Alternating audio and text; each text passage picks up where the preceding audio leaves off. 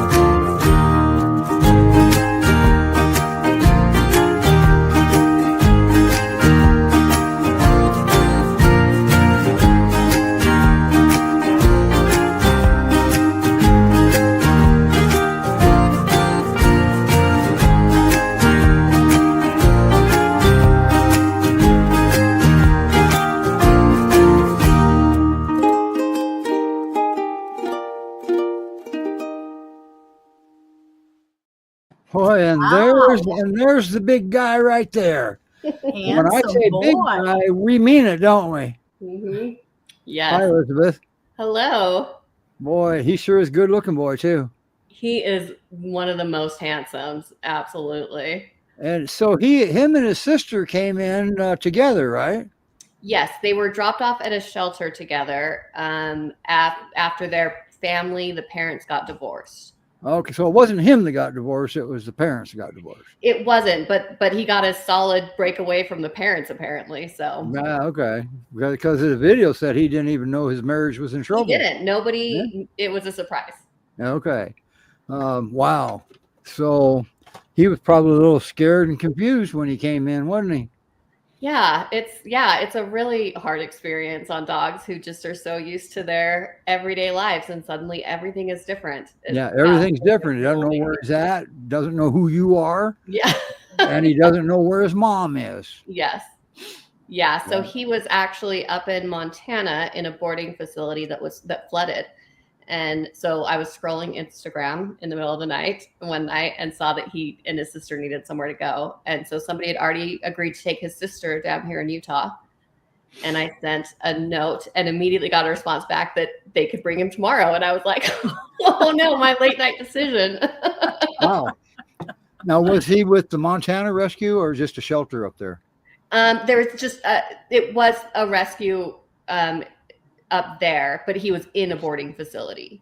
Oh, was he at the wow, sounds like the Montana Great Pyrenees Rescue Montana at Home Old Dog Inn or something like that? I'm not sure. That's a good facility. If that's where he would, doesn't matter. He's safe now. Yeah. And he's ready now. He's ready to move along, isn't he? He is. Yes, he is such a good boy, and he doesn't have any issues that I've had to work through with him or get prepared for. He just came here, and he is ready to be some family companion dog. Wow, oh, that's awesome! That picture with the kid. You don't get that very often, you know. I know he does. Yes, this is one of the kittens that he got familiar with. That's a little bitty kitty. He's been very good and very gentle. Sometimes he does want to run around with her, and she knows enough to know that that's a little scary. I want to know more about the 15-second zoomies. And then he's done. Yep. And then he's done. He'll do a big romp around the yard or around the house, and then he's like, okay, time to rest. It must be an Akbash thing, because my Akbash does that same thing just about. And he's younger than Darby. Yes, it is. It's perfect. That's plenty running around for me too. Yeah, 130 pounds. Yep, that's enough running around. Does he, when he's around the kittens, does he try to mother them or anything like that? If they get too far from him, does he get nervous? Like look at you like, mom, what's going on? He likes to go looking for all of us. He wants to make sure that we're all around. I've got, with him included, we've got 3 dogs and 3 cats in the home currently. And so he definitely does the rounds and make sure he can find all of us.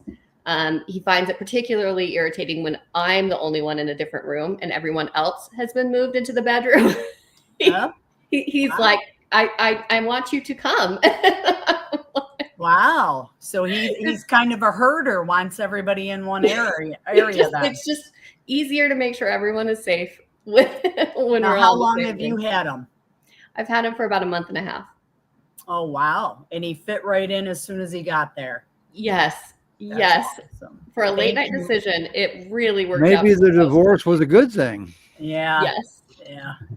Those late night decisions always get you in trouble. That's how I've got like 3 dogs laying at my feet right now as well. Yeah, I know. I was shocked. He just came right on in. No destructive behavior, nothing concerning. The first day, I mean, I was like, do I leave a 130-pound dog in a crate all day? Like, I have a crate that could fit him, but so I just took a chance, left him in the front half of my home, separated from the rest of my animals, and he was great. Wow, that's amazing. Good for you and good for him. That's awesome. Yes. So you've obviously fostered before, so your dogs are familiar with that procedure with different dogs coming in and out. Yes, I've got like an ancient Chihuahua who is deaf and blind, so she doesn't care what's going on in the house. She just naps. But then I scared little pit bull, and she is just like, as long as nobody is rough with me, I'm okay to just do my own thing. So. Perfect. That works out great then. And the as long kittens as they stay away, obviously could care less. As long as they stay away from his food, right?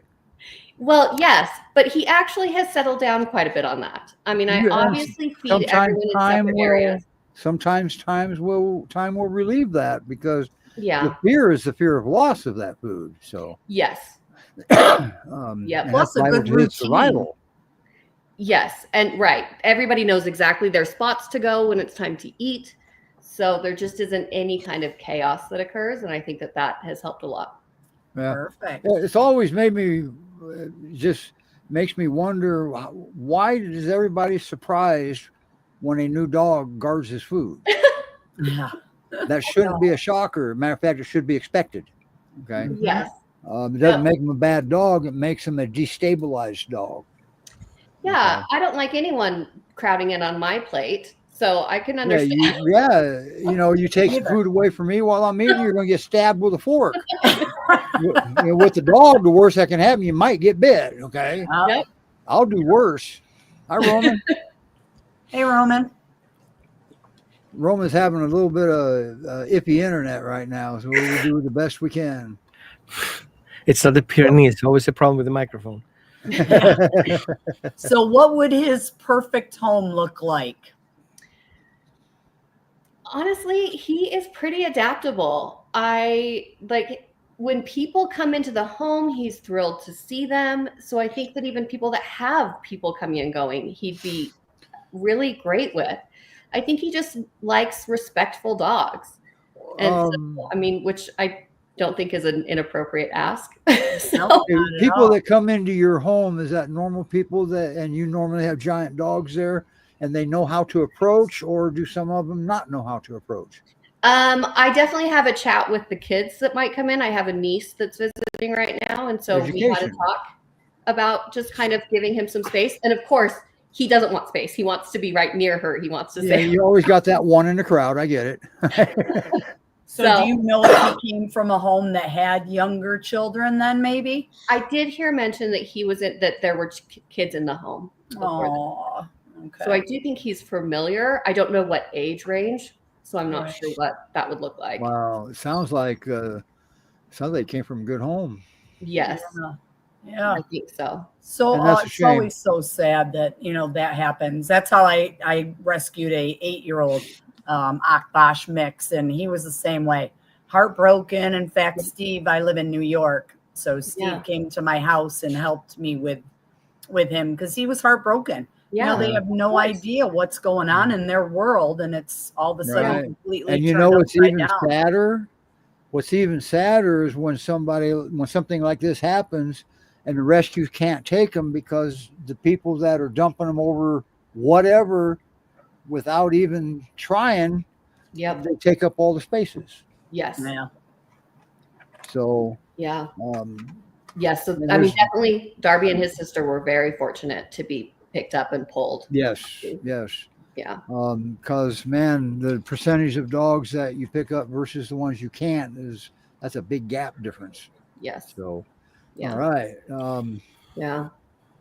Well, so he's just been charming as can be. He is so lovely to go on walks. It makes me look like the most competent owner.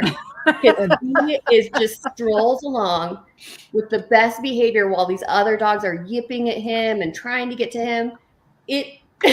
I take credit for it all day long, even though he ignores the other dogs that approach him and stuff. There's no issues there. Most of them, I don't let strange dogs approach him. They just stay on the other side of the street trying to get over. Okay. But with my animals that have come by, he doesn't have an issue. But he doesn't try to pull towards them no. That's awesome. He'll look over at them and I'll just say, "Come on, Darby," and he'll look right back and continue on. And as of a couple of nights ago, he hasn't pooped while on the leash yet. Nope. He has never pooped on a leash. He has an assigned spot that he poops in the backyard, doesn't he? But it's amazing. I have never been able to walk around without carrying poop with me. It's so lovely. And he goes in the same place every time. He picked a place in the very back far end of the yard, and that's Isn't that a mental disorder, Roman? Some dogs are organized. My dog used to poop on a cactus. It was like a thing. Pooping on things. So literally, I was in Arizona back then. He literally went back until his butt filled the cactus, and the poop was literally stuck like an apple on a cactus tree. Yeah. I had one that pooped on my poop scoop. Oh, it was a shame it was the handle. It wasn't the scoop part, but anyway. Wow. Wow. Great Pyrenees Rescue Resources, Utah, Montana. That's a mouthful. It is. But that's where he's at. Well, look at it this way. You can't forget it. Okay. Yes, that is true. You might forget part of it, but you can't go and forget it. So it's GP Rescue RUM at rescuegroups.org. Wow, that is You'll never forget that. So I'll put the banner back up here for a second. How about that? So there you go. He is ready and waiting for that home. And see, he's going to patiently wait right there, isn't he? He's going to be the tough one to get away from because how good he is. You know, so great job though. He's got a high bar on what to expect too, because he's in another good home. Yeah. So whoever adopts him better be at least as good as your home, right? Well, you won't let him go if it's not. I tend to be rather picky. That is very fair. as it should be. He needs to go. So they got to pry him out of your cold dead hands. Yes. Okay. That's right. Good for you. You heard it firsthand, everybody. So that's how that works. That's right. You got to thank you for that late night decision. Sydney, Sydney says he sounds absolutely dreamy. Yes. He is a dream. And he's not even a senior yet. He's only what, 4? He's only 4. Yeah. Wow. Oh, he just popped up at something. He just woke up. The kid. He does move. He does. He does. If he must, he will. Wow. Okay. So we got folks watching on YouTube today. So that's a good thing. Awesome. Yeah. Well, she thanks you very much for what you're doing, and it's got to be you. Yeah. You're no one doing anything. I'm holding my peer. A pyramid. Hey, it's white. Okay, it's got white. She's got white in her. She got to be a peer mix, right? Ask any shelter, when they call the rescue. Nice. All right, but anyway, that's where it's happening with Darby at Great Pyrenees Rescue Resources, Utah, Montana. And if you're in the neighborhood, now where are you? Are you near Salt Lake City? Yep. Mm-hmm. Okay, there you go. Somewhere, if you're local, boy, you can go meet him maybe. Yes. Yep. But you better be good because you've got Elizabeth to deal with. Yep. So great job, Elizabeth. Thank you so much for bringing him on. He definitely is a dream peer for sure. Yes. Yeah. He deserves that forever home. Yeah. He was fun making a video for us. Just got kind of long. Well, that tune was 2 minutes 42 seconds. I was sweating it. But you didn't have me change anything. So nope. It showed him. It looked great. All right. So, man, thank you for bringing him on. We got a really big show going up here coming up now. And we got 2 more guests down there. So let me get us over here. Now, remember, if we see Darby doing something cute or something like pooping on the floor, we're going to make him big again. All right. So everybody can see. Wow. Now we have Roman up here. So let me bring Levi up first. Hi, Levi. Hello. So some of you might remember Levi. Some of you just may have forgotten him. It's been so long. I did. Levi is with New Hope Behavior Consultants for the Guardians, and he's a certified professional dog trainer and a nutritionist. And so he's gonna join Roman a little bit, but usually Roman doesn't need help. But everybody's interested in hearing the nutritional side. Because I said when the show was starting that nutrition can affect behavior too. And it sure can. So, and Levi's budget friendly, Roman's not. Now, our next guest that's going to be combined is Kaitlyn, because part of what Roman's talking about today, Kaitlyn learned it firsthand before she knew Roman or me or anybody. So, but the thing of it is that she had a 1-year-old daughter at the time. She's what, a year and a half now? Well, she's 2 now. You're on mute, You're Kaitlyn. muted, Kaitlyn. You're muted. Sorry. Yeah, she's almost 3 actually, but Okay, but she was a year old when you got Snow White. Now Yeah, she's also got an Akbash and 2 Great Pyrenees in her home. yeah, Wow. Okay? yeah. And Yeah. one of the Great Pyrenees was a new one at the time. Mhm. And the other 2 Great Pyrenees, her 1-year-old child would go up and lay on them and stuff like that. They didn't. They tolerated it. Plus, she would see it on social media and see it in the newspaper. Everybody was doing it, and so it can't be all bad until Snow White gave her a different idea. Yeah. And can't blame her for it. So what did you do? You still got the dog? Yep, we still Yay. got her. She's a foster fail. So okay, so you got rid of the. Would you get rid of the kid? But no, she's still in the house. If you can't So tell from apparently you taught one of them, right? yes, well, yes, but really, sorry, these stupid headphones will not stay. But really, it was me learning. Me and my husband learning. Oh, now we're getting somewhere. Good Yeah. for you. Good Yeah. for you. Thank you. Yeah. It's been a lot, So but worth it. because I didn't hear get this dog out of here or fix this or else, I heard I need help. Yeah. We Yeah. loved Snow White. We knew from the second, like that we wanted to try and keep her. Oh, these stupid headphones. I should just take them out. Sorry. So Now, we're going to make you big now, and oh well, if you take them out, then you might not be able to hear. yeah.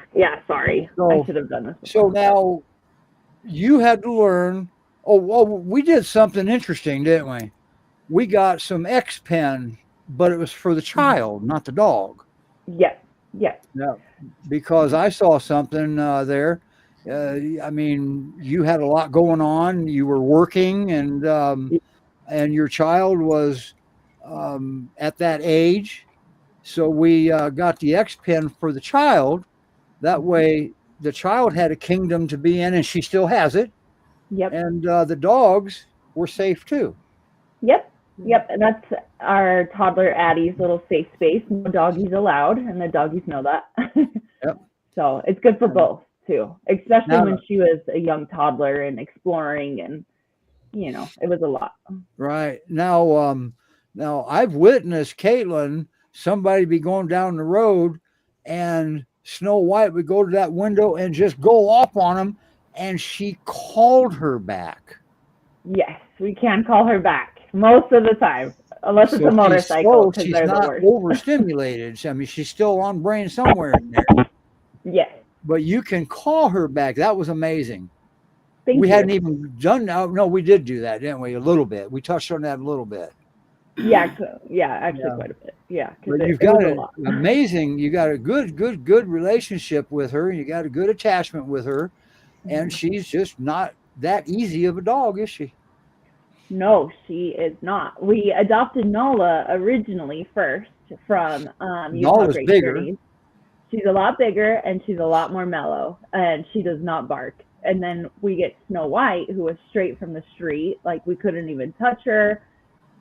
She didn't know how to play, and she's been a lot more work. But I tell you what, like, the cuddles and love and everything from this dog has been, and all the knowledge, honestly, Right. has been. And life-changing. Nala didn't mind if your daughter laid on her either. No, she's. Or did Yeah. she? Do you see something different now that you know? Now that you've learned some more. That's a good question. So I do notice, our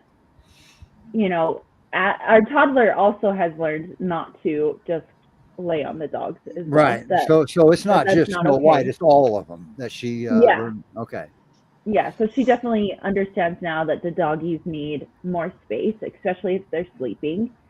And anytime Addie does something that may be kind of annoying, like get kind of close or rub her toy against the dog, I always make sure to be like, "Oh, you're such a good girl" to our dogs and stuff, to like reassure them that So you associate they're something okay good with it.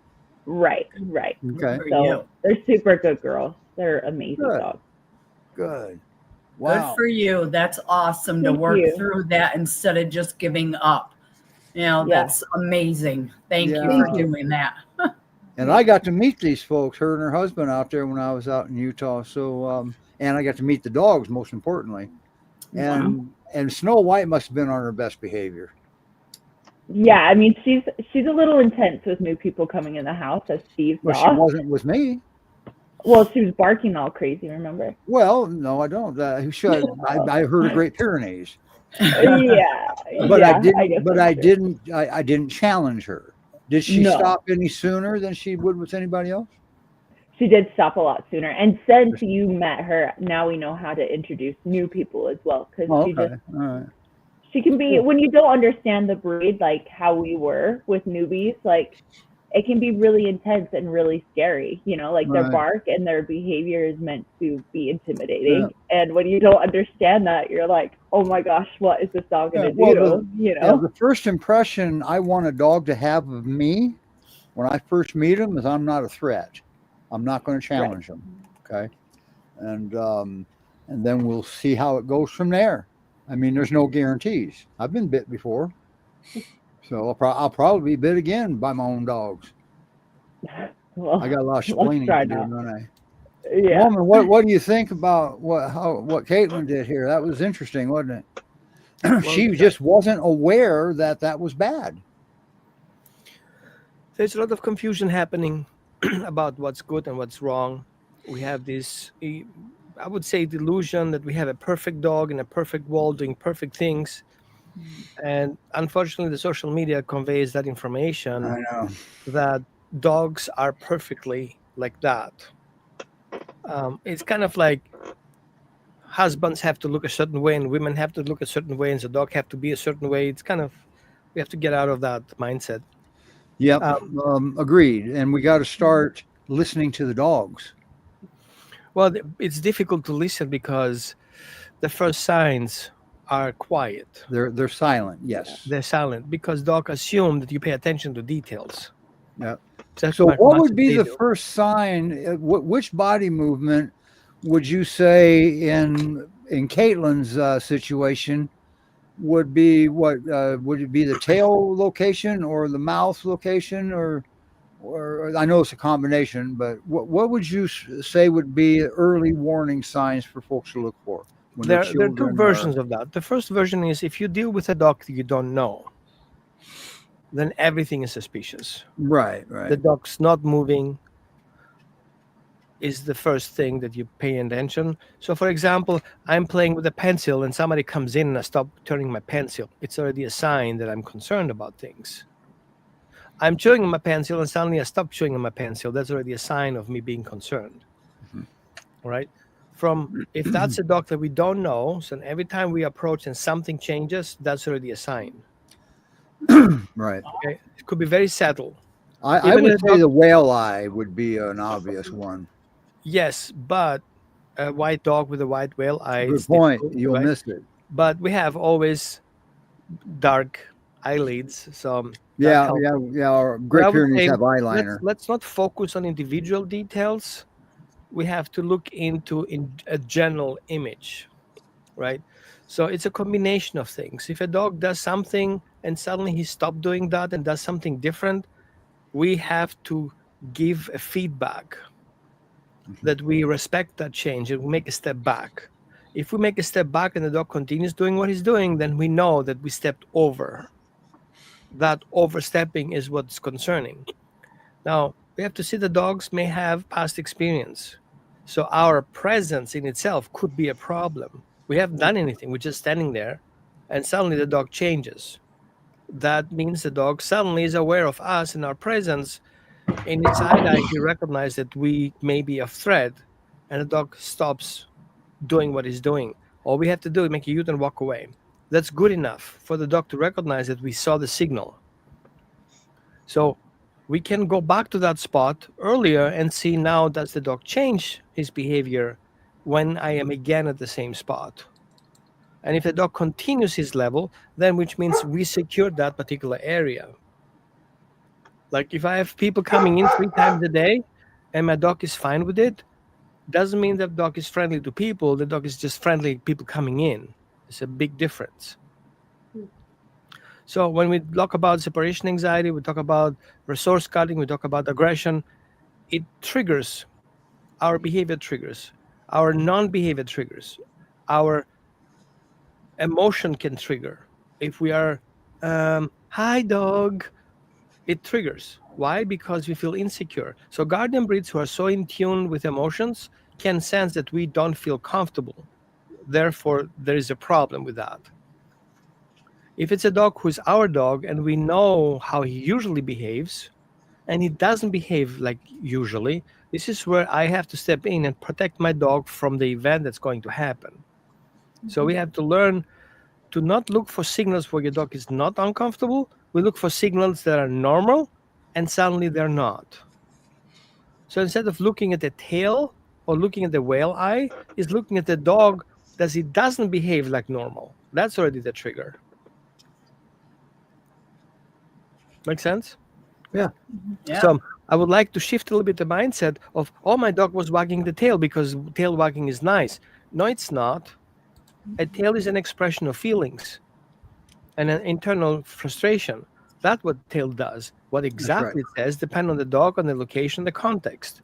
The dog may be happy killing someone because that he believes is his job. Obviously, guardian breeds are non-lethal, but we think the dog likes the person, but actually the dog likes the job, not the person. Right. And then we fall for it. Yes, of course, the dog can come up to you and wants the treat because that's what he used to take treats from people. But then he realizes that you're not the person he's expecting you to be. And then you have a snap and a bite and a growl. It's because the dog was lured into the situation and then he wasn't comfortable with it. So even though we see all these good signals and we think that's a situation, once the dog wakes up from this delusion, where is it at? Like, oh, wait a minute, I don't know you. Boom. It happens suddenly. Right? But that's why it's important. If we have a secure connection with the dog will tell us that he doesn't feel comfortable. All it takes is one look at you. It's like, is this really happening here? And then you know it's time to step in and put the person away or guide the dog away. Now, people think that the leash will cut it. No, it doesn't. It actually restricts the dog even further. So if you feel the feeling that you have to have a leash on to introduce your dog, meaning is the whole thing is about to fail. If you feel the dog has to have a muzzle to introduce people, then your dog is not ready to meet people. So we have to wind all the way back and make sure my dog needs to trust me and I need to trust my dog. If I don't trust the situation, then I should not introduce new people. This is where a professional comes in. Trust is reciprocating. Right. So if a dog feels like you're concerned about the situation, the dog will project that onto the person that just came in because obviously that's the only thing that changed. The dog will not feel he's wrong. Dogs always feel what they do is right because that's what they do. They do right things. They will never do wrong things. We don't like it, but that's our problem. It's not theirs. Yeah. So we want now, to make let sure. me bring Chris's back up. I'm not 100% sure what part of that she meant. I'm not sure if you mean talking baby talk to the dog, Chris. I think that's what you might mean. Yeah. Well, again, no matter how we talk about things, we can agitate. That's so if right. we talk high pitch, we call the low pitch, and the dog doesn't want to hear us at all, that's already a trigger. So I would say it's very careful to say a lump sum. It's like saying, how do I meet my future husband, my future wife? There is no context there. Just be who you are, right? But important is to respect the dog's feedback. If the dog doesn't feel comfortable, make a step back, call it off. Doesn't have to happen right now. And now there are reasons in the background. And we're going to talk about that, I guess. Why the dog doesn't feel comfortable. Could be underlying medical conditions. Could be nutritional problems underlying. Could be pre-existing trauma. Could be the dog never was exposed, like under-socialized. All these things can trigger. So we can still not blame the dog for that problem. We should have to recognize it's a condition that needs to be improved. Yep. And the good news is with the Great Pyrenees, they're typically not going to bite anybody. They're going to intimidate the heck out of them, but the last thing they want to do is bite somebody. They don't want to have to do that. That's work. Yeah. And they may lose their home, but they don't know that. You see, you can't draw a line in the sand for a dog because a dog will never understand a line in the sand. Okay. So they'll always cross it. We have to teach them without it being a line in the sand. That's all. They can't make all the concessions. So the nutrition, you mentioned nutrition, and we have Levi here too. Of course, you do nutrition too. So now I never remember having to change dog food in order to heal some behavior. Am I wrong about that? Should I have had to do it?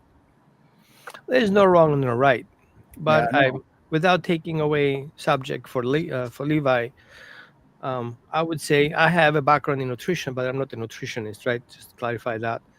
But because in line of work, I start with nutrition from a healing perspective, because that's less expensive and instant improvement. I think a hangry dog is a not well-behaved dog. right. And judging from me, if I'm hungry and I need to find a parking spot for my car, yeah, I'm hangry. And if we can see that connection between gut's feeling and brain function and body response, then we can see that if the belly is hungry, it's more likely to hunt and chase and eat and kill, right?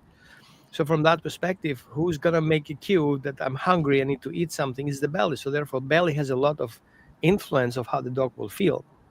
And that's why it's important. Now that gets complicated because how do we know now that can affect behavior? Because a Pyrenees that doesn't feel good is going to be a grumpy Pyr. Right. That's why we assume that we have to make improvements in nutrition, right? Okay. And especially as an ancient breed, as the guardian dog, that's for 4,000 years, learned how to proper eat and select food themselves. We need to kind of shift away from our mindset. We're going to feed whatever somebody recommended, whatever gives him 5-star reviews. That's not how we choose food. No. Okay. So Mike to Levi now, because that's That's right. Now that's to Levi. Levi, you got anything to input to that? Oh, certainly. So where Roman is correct in that, similar to the feelings of hangriness, if our dogs are not feeling satiated, or if simply that the ingredients in the food are not adequate enough, such as dry kibble often is, the gut contains 80% of the immune system and offers the brain 90% of its serotonin receptors. So there is the gut to brain axis that we're very closely looking at in terms of behavior. And so in foods that are in especially inferior quality, it offers the brain more sugar, and then we get dogs that are irritable, grumpy, extra anxious, and again, simply just not satiated in what they're eating. And so by changing the diet to something more ideal, it doesn't have to be, say, the most expensive food in the world. You don't have to make it yourself. Just something that is more compatible to the dog for better behavior is more what we're looking at in terms of offering nutrition to heal. Because again, the gut to brain axis is something that is very heavily studied. Wow. So we know from children that children who eat bad quality food end up being more aggressive to their partners in school. And we notice that we eat healthy and we have in-between snacks, even for children and dogs who have trauma, then their behavior is flattened out a little bit. It's not so intense in coming in and coming out. Wow. So how do we're seeing high blood glucose spikes. Right.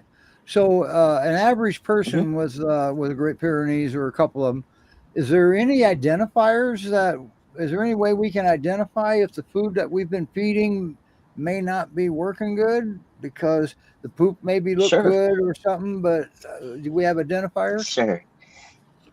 Absolutely. So hear me out on this one. Yes, all dog poop stinks. All poop stinks. But if we're having, if our dog is dropping an especially odorous, an especially bulky stool, that could be an indicator that there is poor absorption throughout the gut, that the body and the brain are not getting the nutrients they require. We might be looking at a poor skin and coat condition, a dog that heals poorly or slowly, and a dog that injures easily as well. We might see the dull eyes. We might see slow to even lethargy, say. But again, we might be also seeing quick to anger, quick to irritate, and quick to snap. Yep, that's that lack of nutrients thing. Okay. Yes. Now, if you've got a dog that you think that's just his personality, you might want to look at the food, right? If somebody has a dog Right. that So is quick to snap all the time, mhm. because most dogs aren't So quick to snap. oftentimes we're looking at the inferior starch binders in there, so your corn, soy, and wheat. Unfortunately, commercial pet food is made from the remnants of the human chain byproduct. Otherwise, they would have to find an appropriate and very expensive way to dispose of these remnants otherwise. So unfortunately, it all goes into the pet food. That said, when we're looking at our ingredients, we can also assume that they are not only the remnants and scraps from our people food, human food chain, but also feed grade quality, often at best. We might expect there might be some contaminants or other processing things that the rendering did not destroy, but by law they go, that's fine, it's going into one big hot paste, so it's clean now. But even something in say meat and bone meal, a very unfortunately common protein patter, the amount of fluoride that builds up in there and then later stores into the bones of our dogs is what leads to, as we were talking about earlier, Lori, with cancer in our dogs. We're looking at inferior food being fed every single day, 2 to 3 meals a day for 12 to 15 years, say. And my dogs get for the bored average with it person 2 not times in a rotating row. food or brands, our dogs are just getting the same garbage over and over and over and over. So what's the answer? So the answer is either adding, for where budget allows, offering whole food nutrition on top of some of their, say we can't change the base diet, so be it, it is what it is. Or if we can, even being able to replace 20% of our dogs, say dry food in this case, with whole, fresh food, functional food that offers health at a cellular level, we can often see more changes in our dogs from there. That could be dog-safe fruits, mind the sugar content, vegetables that we want to finely chop or puree to help break down the cellular wall for our dogs that don't have the amylase or cellulase, and then bone broth to offer intracellular moisture, raw goat milk where we can, and even tossing that inside of your dry kibble bowl is still better than nothing at all. Jesse says that dogs don't need carbohydrates. The less carbs, the better. Is that right? Absolutely. Dogs and cats, by the way, have a 0% biological requirement for carbohydrates. However, our dogs specifically, as opposed to our cats, which are obligate carnivores, our dogs have very limited ability to convert some phytonutrients and carbohydrate matter into other formulas that meet their body's needs, but not to an extent that we should either be replacing it or not supplementing it. It's just simply more work for the organs to do, and it takes away from their goal of ultimately protecting and defending the body if they are struggling to break down the garbage food they are eating every single day. I need to put something here in addition. Okay. Steve. I used to work in packaging, and one of those brands, one of my clients, we have to really truly understand where dog food is coming from. It's a garbage disposal system. Yes. Throwing food away is expensive, and a company cannot afford it. Some companies cannot afford the garbage. So what they do, they find ways to make food available for dogs. So if you see those studies about nutrition happening, these are heavily supported studies to make garbage affordable to be sold and fed, right? Mm-hmm. So we have to get that in consideration. So every time somebody says, oh, my food is good, think, my garbage is good. I'm trying to sell you my garbage. Buy my garbage, not buy the garbage. Literally, that's what the concept is. The next thing we have to think about is the animal feed industry is an industry that actually feeds animals for slaughter. The mindset is, what can I feed them as minimum possible to get as maximum did we lose money Roman, out or of did it? I lose Roman? What was that? Oh, Can you never hear me? mind. You disappeared from my screen. Sorry, carry on, Roman. So the industry is, how can I feed your dog less and make most money out of it without killing your dog? That's the principle. Yes, All right. And yeah, people can absolutely. come up to me and tell me you're wrong. I can prove them right or wrong. So having that in concept, we have to be aware that we are feeding a species appropriate diet, and garbage is not a species appropriate diet. Yes. And now we know that dogs are scavengers. That doesn't Correct. mean they're scavenging our garbage. Scavenging is they know what to eat to feel healthy. So if you give availability to the dogs, the dog Yes. will pick what he likes. Sometimes he likes this, sometimes he likes that. And that means you cannot feed your dog for 3 years the same food brand because you feel comfortable about it. You have to have protein rotation. And you have to have Yes. changes in his food diet because A, it's boring, and B, you cannot just put weight only on one particular protein. Dogs are going to get sick from it. Right. Yes. The other problem that Through we have, overexposure. right. The other thing that people are not aware of is that the dog food industry is a big lying industry. They don't tell you what it is. So there are studies Yes. done that only 75% of foods that are out there in the market do not contain all the ingredients they say they have, or they don't have ingredients they should have, which Correct. means you Wow. literally don't have a clue what you're feeding your dog unless Correct. you're going to a trusted company. So very few companies out there that are trustworthy, that you can call them, you hear a person talking to the other line, and if you ask a question, you get out of the answer, right? Asking a question to a company, what kind of temperature are you cooking your food? So you have to hire a lawyer to tell you that. You did Right. that. You went around, did that one time, didn't you, Yeah. Roman? And so if I need a lawyer and a court order to ask the quality of my food, then that's the wrong brand. Yep. Absolutely. Right. And one thing that I can say, but Levi cannot say, for example, is I don't have a problem with that. Prescription food is not prescription food. No, that's right? not. And the Correct. food at the vet's office is just more expensive kibble. And it doesn't Correct. have any nutritional more value than any other foods out there. I would say those foods eventually has lower quality because there's more wingspan in there for the person who's selling those foods. In fact, Correct. And prescription FDA, diets by themselves are therefore also quote unquote unbalanced because they're meant to meet a deficit. Prescription food is not meant to be carried on long term. right? So But prescription diet, because it's not under FDA, it's not prescription. It doesn't is medicine considered. right, Correct. and But there what was they do is, litigation over that, if I remember right. the other part is that we know that the low quality of ingredients and low quality of testing is more important.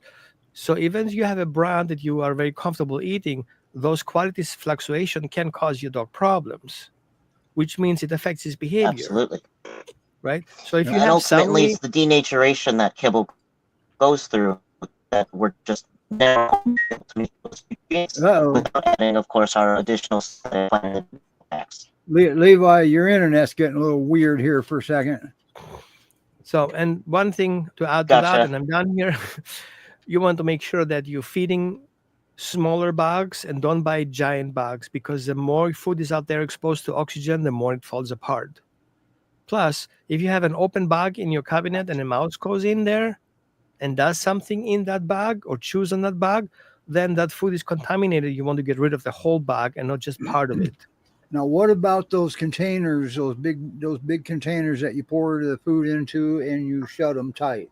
I would not invest in a bag more So than I can 25 address pounds. that. If my internet is working here. 'Cause I can't buy a small bag of Can you food with $5. hear me? Yep. You keep cutting in and out, Levi. Okay. Gotcha. Levi was having, that's why he's Not on his phone. because of the fires. Yeah. Yikes. The bags The last themselves, was on although fire. not perfect, are meant to help with preventing oxidization of the kibble that is coated in fat. And putting them in a plastic container often rapidizes, I'm not sure if that's a word, accelerates, the the oxidization of the kibble content and denatures the vitamins and minerals further. Well, I called it plastic. Wow. So that's interesting. So that's a it's bad not thing. safe to put it Wow. into a plastic container. That was an aha moment, wasn't it, Lori? Correct. It was a huge aha moment. Correct. Wow. We both use those kind of containers. Yeah. So what I do is I take a charcoal container, the ones that have the lid on top of it, and put the whole bag in there and cut the bag surface. That's a good idea. So Oh, wow. most of those Yes. bags That's a good are idea. Yep, I do this as well. Because the PPA-free. packaging is going to be better than my plastic, right? Right. And next, what you do, next time you finish your bag, you take the whole bag out, put the new bag in, and put the last bag on top of the previous bag, if you want to. Seal it. Right? Okay, so here's another question, Roman, before you get on that. When they say when you switch dog foods, is it true that they need to do it slowly, introduce, half, quarter to 3/4, slowly, or how? It depends. It depends on the brand. So if I switch in between the brands, so if I take, for example, if I feed Canine Caviar kibble, which is alkalizing food, and I switch within their brand, I don't have that transition period. I have a shorter transition period. Right. So basically what I do is I feed him in the morning half and half, and in the evening I feed him already a full meal. However, I always have a topper on top, because guardian breeds are very difficult to shift, to change. They don't like changes. Right. So I don't want my dog suddenly to be surprised and like, that's not my food. But the topper on top will have the transition even easier. Yep. Right. And that can also vary from dog to dog, can it? Yes, but you know your dog. Oh yeah, that's what I was saying. But I got one dog. If you switch brands, if you switch, like say from one company A to company B, I would do a transition period. However, it really depends on the quality. I don't want to feed my dog more than necessary. Garbage food, for example, if I get a rescue and the rescue brings me a bag of food, I'm gonna have 1 meal or 2 meals for the dog to settle, and that food is gone. I'd never see that again. And I eventually lie to the rescue what I'm feeding, because they tell me, oh, my vet told me to feed him that. Like, sure, okay. And I still feed what I need. And I see huge improvements. So you want to make a transition because you don't want to shock the dog. And the transition means work through fasting rather than mixing. But that's my opinion. I'm not a vet. Right. I don't know how Levi agrees to that or not. Sure. My vet, if you ask him about food, his like typical response is, I'm not a nutritionist. I'm a veterinarian. Oh, good. So your thoughts, Levi, on that with the transition? Absolutely. Yep. So when we're transitioning, similar to as Roman was saying, every dog will be a little different here. My 2 dogs are on Signature, like Signature with a Z. They have 13 different proteins that I'm rotating after every single bag, so my dogs don't become intolerant to the food. But for my dogs who require 0 gentle transitioning between the formula or the same formula, ultimately our animals are adapting to the new starch binders or the carbohydrates in different formulas of food. So if I'm jumping from Diamond Natural to Canine Caviar, I'm going to have to do a slower transition, not only for Canine Caviar's higher quality to Diamond Natural, which I have nothing against Diamond Natural, but just in that we're doing a quality jump as well, we don't want to overfeed by accident. The anecdote I usually give to people is when my male Pyrenees was a puppy, Pedigree said that I'm picking one of my least favorite foods here. It said he would eat 10.5 cups a day because it's such an unfortunately inferior quality. I know, because it's such an inferior quality food. The bag then states a dog that size must eat this much in order to meet their nutrient capacity, I suppose. Food, though. But that's because we're looking at an inferior food. In a higher quality food, I'll take Origin, for example, before they were owned by Mars Pet Care. He would eat 2.5 cups of that as opposed to 10.5. That's still a lot. So if I were to transition from Pedigree to Origin, I'd probably pick a middle brand if we were getting picky, but I would, instead of making it 5 and 5 or 5 cups and 5 cups to meet that 50-50, I would then accidentally be overfeeding Origin by 2 times here. While the Pedigree is still at its halfway. So there's a little bit of math involved when we're rotating or switching off to a better brand, but ultimately the fasting is a great method so that our dogs have a digestive reset that doesn't have to break down the other components quite as hard, but it also offers them again that reset so they can come in with a fresh stomach. I might have some canned pumpkin on standby or some psyllium husk, but otherwise, again, our dogs are adapting to the new starch binders in a new formula of food. right. Okay, Now so that a I quick just made you question. big. Oh, go ahead, Lori. Oh, sorry, Steve. I Mhm. have heard from lots of people that if you can pick up a bag of dog food at a convenience store, it's probably not a good quality food. No, Not I that think I you do pretty it. much I would count never on do it. that, but just more like a Tractor Supply or Country Max, something like that to get your dog food Right. at. Is that correct? Right. So getting them from whatever people need to do to be able to feed their dogs at the end of the day, I have few qualms Right. unless they'd like to learn how to do better. Yep. But if we can Yep. get it ideally at like a individual pet store or even a better like local mom and pop shop, or as needs to be your Tractor Supply, your we have Three Bears up here. They're not my first choice, but they even have like Taste of the Wild. I take it. That's fine. But if we're getting it from like a Safeway or a Fred Meyer, also Kroger over there, Walmart, typically not a great food here. My rule of thumb is also if you can see a commercial for it, it's probably not a good food. So Good you point. said Taste of the Wild. Yes. Not a good. So Not a. Taste of the Wild as just a general call out as an example where I wouldn't find Taste of the Wild at Walmart, but I'm Right. fine with seeing like Three Bears or let's see, Costco doesn't have them. Where I know Taste of the Wild is a more boutique style food, just based on the products and brands I know. I'm okay with seeing something like that in a store and going, maybe all of their food isn't hot garbage. I never cared for it. But if it's we're going to Walmart, we're going to the dollar store, I have a lot of other things to say about those. Yeah. Oh, I'd take Taste of the Wild over Pedigree or something like that, but not much. Oh, more. absolutely. And again, Taste of the Wild isn't bad at all. Just my general middle of the road jumping off point of an example of a brand maybe all of us have seen or heard of. Yeah, I was told once that because I asked a question, why are they allowed to sell Pedigree and then advertise on television that everything your dog needs is right in that bag when it's not? Or how are they legally allowed to do that? So by meeting AFCO's formulations for the bare minimum guideline food to then stamp it and call it complete balance, survival. There's not a ton of rule and regulation. Correct.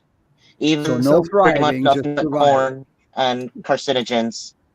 Yeah. Correct. We are surviving in the setting. Just because the NRC made their bare minimum readings on caged kibble-fed dogs and said, this is the bare minimum, that is not an optimum. Okay. All right. As it would stand, none of us know what the optimum nutrient level for each individual dog is. We feed the dog in front of us. Right. Well, correct. Right. Levi, thank you for coming on. I still have one last question for Roman. What about children hugging dogs or even adults hugging dogs?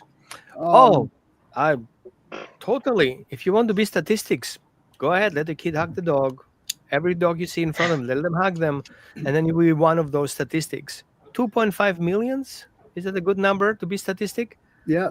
And the majority get of ready to unmute your mic. I uploaded a video, that one of the black and white dog, but I couldn't take the sound out of it. So get ready to unmute yourself so you can talk through this.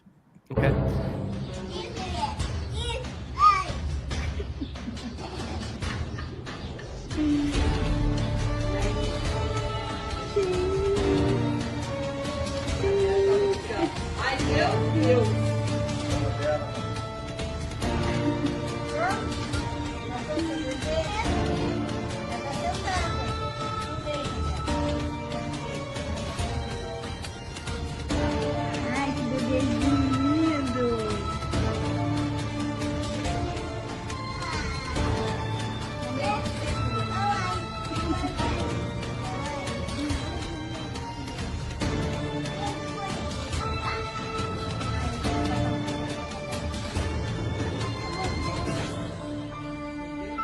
Dá um sorriso, Amanda.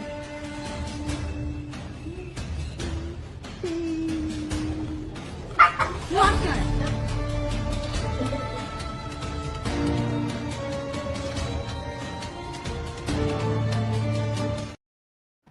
That child just turned into a statistic. Right? But it's cute. It gets you followers. Come on. That's Well, the video I was that talking dog gave a about. warning. I Yeah. still have goosebumps. Yeah. I'm like, Me too. Yeah. Yeah. You knew what was happening. I knew what was going to happen first time I ever saw thank that. you for muting me up because I was already talking in the background. Well, you could have unmuted yourself. We have, especially for guardian breeds, one thing we have to keep in mind. A guardian dog will behave like a police officer on duty, right? So try to hug a police officer on duty, see how that works out for you. Think that through a little bit, right? A guardian dog who is on duty wants to stay on duty, and anything that is distracting him from doing his duty is upsetting and frustrating, and he may redirect. Leave me alone, back off. And we see very often that if we have multiple dogs in the household and two dogs fighting at the fence, it's more likely that one dog directed to the other one because he intervened in his job. Mhm. Now, we have a dog who is protective over his owners because of attachment issues, whatever. And we have a kid coming into play and start hugging the dog, but the dog is already tense about the child. Then the likelihood of the dog hurting the child or scaring the child is enough. You need only one scary situation for the parent to lose trust, the dog to lose trust, and the child to lose trust. Mhm. And this is something a behavior consultant cannot fix if you stop trusting your dog. Right? Yeah. Don't let it happen in the first place. And we have to make that assumption that literally if you hug your dog without your dog's consent, it's not different than you being hugged by somebody without your consent. And the first thing we teach children is about consent. So let's teach the children consent with the help of the dog. And Right. I That's have not to your say dog's that, job to not bite the child. right. And so I remember I had a case. I was in person back then, and there was a child, elderly child, wasn't young anymore, that would come in the house for excitement coming back from school and lift the dog and hug the dog. Oh my God, I'm back again, and treated the dog like a person. And so I asked the parents, do I have permission to give your child a lesson? And it kind of looked at me weird. I was like, your child gonna get hurt and the dog's gonna end up in a dead row. So let me help you here. So the child came in the home and I hugged the child. And the child is like, whoa, what are you doing, man? Well, at least you didn't bite the child. That's exactly what your dog feels like if you hug your dog without his consent. Yep. That stopped the whole thing. It's like, oh, I thought he likes it. No, he doesn't. He doesn't have time to tell you he doesn't like it because you're already squeezing the dog. Because we're misreading signals. When a dog smiles, it doesn't mean the same thing when we smile. Right. And one other thing that I see very often happening, and I'm sure you guys dealt with that. Oh my God, he's so cute. Yeah. Try to do that in a car show. Try to get up the car and touch the mirror or touch the sign or touch the car. What you will hear. So it's not your property and it's not your dog. And just because you're a nice person and you want to prove yourself that you're a nice person to the dog, so the dog likes you equals you're a nice person, that's the wrong concept. So people have this misconception that they have a right to pet your dog and your dog has the obligation to be a good dog about it. And this is where you as a parent have to step in and kick ass to protect your dog. If your dog sees that you take care of that, he will not take care of it. That's right. So make a step forward and be very clear to the people. Sometimes you have to be rude because people don't listen. They hear always okay, always yes, right? You have to step in, make a step forward. No, back off. Oh, is your dog dangerous? No, I'm dangerous. So back off. Mind your business. And the more you do that, the more your dog will come to you. Will turn to you in those situations. Parents coming in and says, "Oh can my child pet your dog?" No. And then they think about it, like, why? Because your child doesn't have to pet my dog. We don't know if that child's going to bite the dog or not. Right. If we give the child permission to pet every dog who sits in the mind, the child will always want to pet the dog. No, you cannot pet the dog just because you want to. You cannot have a car because you want to. No, you cannot have an ice cream because you want to right now. So we have to educate the parents in a nice way. Levy? Right. And when we're telling people no, whether it's no, my dog can't say hi to your child or you or the other dog, it's not story time. It's simply no. And certainly, while they're not owed an explanation, my emergency one is no, he's contagious. I don't have to say what he's contagious with. Just don't come near my dog. Well, my favorite one was when they say, "Oh, what a beautiful dog. Does he bite?"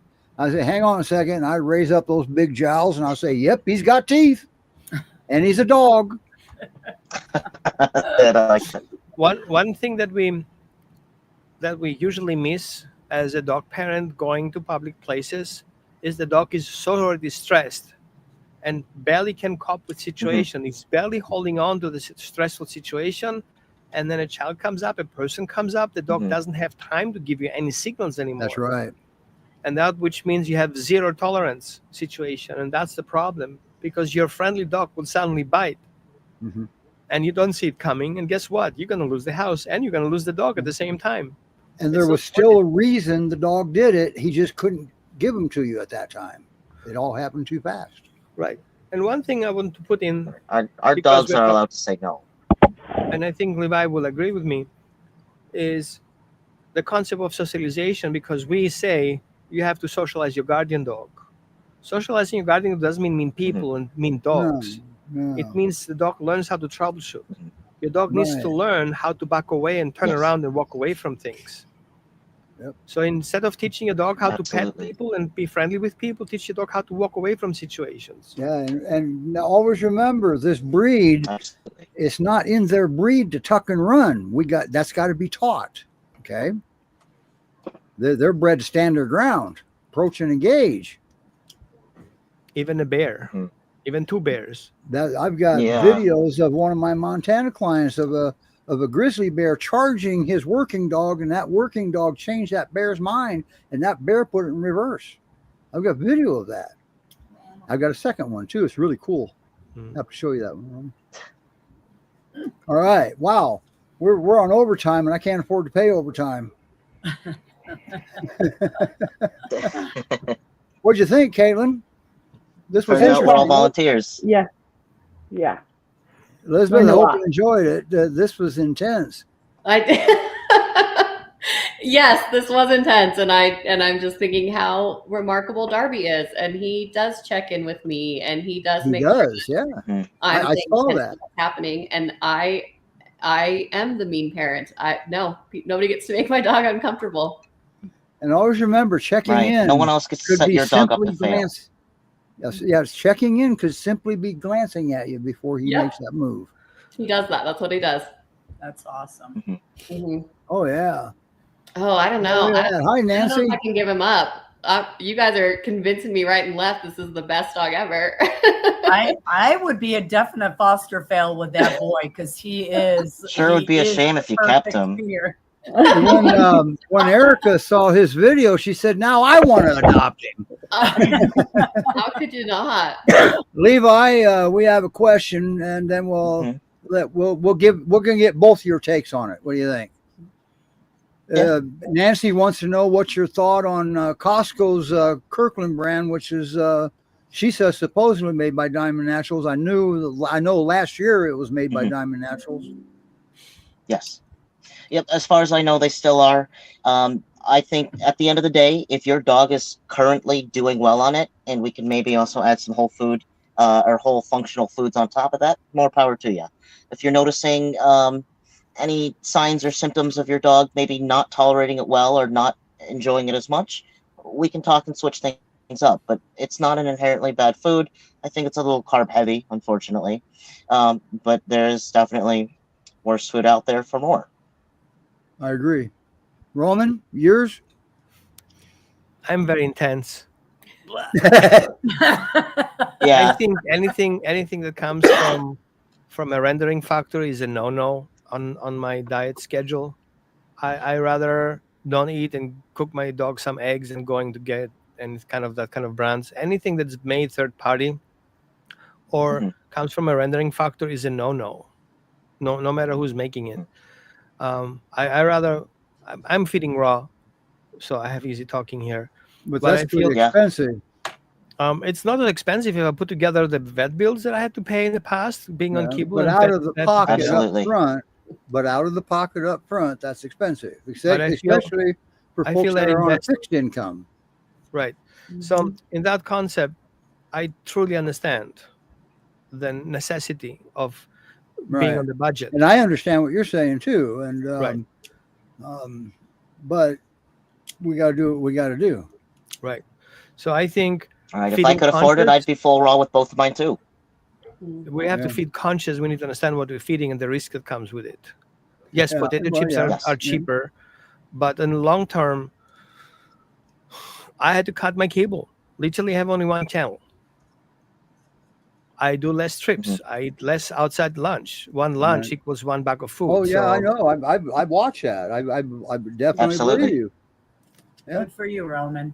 Oh yeah. Good for you. And he's not rich either. I mean, don't get me wrong. He's not rich either, but he makes it work. Yep. Sure. Yeah. Again, in an ideal world, anyone for not being able to do that. A species appropriate diet. Right. But I do believe I cannot I just cannot get over it. That's just I just know too much from other stuff. That's okay, Roman. If that's something that suits your lifestyle, so be it. Absolutely. I like to think that we're making that food better with the additives we put into it. Sure. But I'm pretty sure we're not really doing that. We're not making bad food I think better. our best is good enough. We're just right. We're adding functional food toppers. We're adding the stuff that's missing out of it, but that's not making the food better. I did a comparison. Right. If we can work with our dogs. Sorry, go ahead, Robin. Levi, let's do this. I did a comparison. It took me a while to put it together. I did a comparison with different brands of foods, comparing ingredients with cups of food per day, so cost per day. And of course, we can only compare equivalent food, or it's at least the advertising of it. So you can only compare organic food with organic food. You cannot compare one food with the other. Yes. But what I did is I got the most expensive and high-priced foods that are considered the top of the top line of each particular brand, and I put 3 brands together and thought about what would be the less expensive considering the health approach. And I found out that the most expensive food is the cheapest food considering how much I had to feed per day. Yes. Comparing you feed less, but you got more quality food. You feed less of it every day. Yeah. So a high nutrient dense food, I had to feed 4 cups a day, while the other one I had to feed 6 cups a day. That adds up over time. So yes, you can be economic, but again, you have to do a little bit of studying here and take support of a pet nutritionist. Spending time on a pet nutritionist, putting together your menu, saves you a lot of money and a lot of vet bills. So that's my opinion. Yeah. Yes. And plus, I have 5 giant dogs here. Well, I've got a 6th one right here too, but that doesn't eat much. Matter of fact, I don't even know why she's in here with me. That's my wife's dog. But I have 5 Great Pyrenees. Well, close enough. 5 how about we put, Steve? How about we put Levi's contact information so people can reach out and says, "Hey, what the heck am I doing right now? Help me out." Yeah, we can do that. We should put your email address on, Levi. And well, we always put Roman stuff up, but we don't have a producer today, and I forgot. But Roman's got it up in his name, but we can put it up here too. Reach out to Roman and Levi. I'll have to type yours up. I'll just type it into the comments. It'll go out to all 8 destinations that way. As soon as I get to that the works comments. for me. Yeah. And I can't talk and type, so you're up, Lori. Kaitlyn, did you see the Steve had put a comment up from Sydney about what a great job. So I just have to commend you as well on doing that. I had a similar situation with Mr. Tibbs when I first got him in. One of my granddaughters had climbed on him.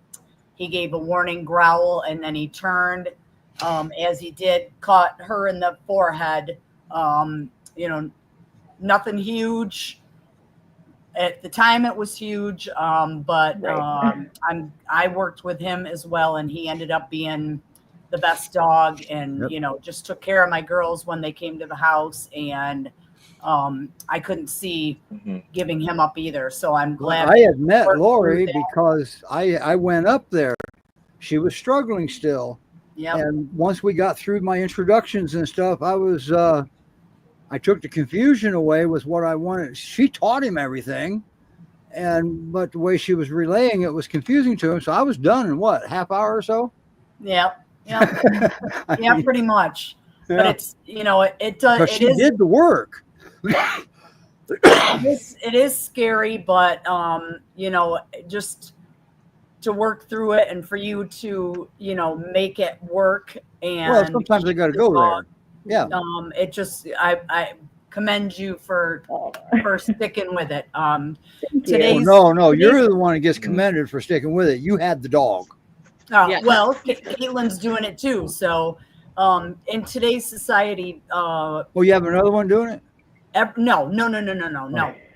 Today's society, everything is so disposable. Something doesn't work, no matter the age, the problem. Let's just get rid of it.